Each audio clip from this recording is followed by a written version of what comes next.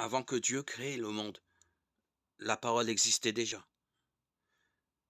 La parole était avec Dieu et la parole était Dieu. La parole était donc avec Dieu au commencement.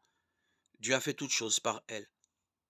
Rien de ce qui existe n'a été fait sans elle. En elle était la vie et cette vie donnait la lumière aux hommes. La lumière brille dans l'obscurité et l'obscurité ne l'a pas reçue. Dieu envoya son messager, un homme appelé Jean. Il vint comme témoin pour parler de la lumière. Il vint pour que tous croient grâce à ce qu'il disait. Il n'était pas lui-même la lumière. Il était le témoin qui vient pour parler de la lumière. Cette lumière était la seule véritable, celle qui vient dans le monde et qui brille sur tous les hommes. La parole était dans le monde. Dieu a fait le monde par elle.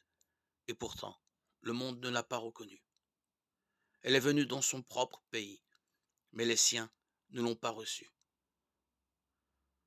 Cependant, quelques-uns l'ont reçue et ont cru en elle. Elle leur a donné alors la possibilité de devenir enfants de Dieu. Ils ne sont pas devenus enfants de Dieu selon la nature humaine, comme on devient enfant d'un père terrestre. C'est Dieu qui a été leur père.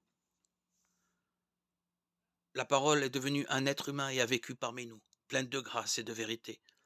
Nous avons vu sa gloire, la gloire que le Fils unique reçoit de son Père. Jean a parlé de lui.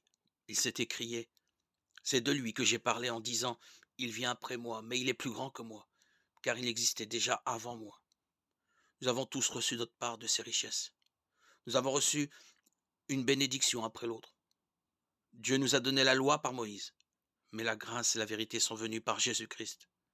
Personne n'a jamais vu Dieu, mais le Fils unique, qui est Dieu et demeure auprès du Père, l'a fait connaître.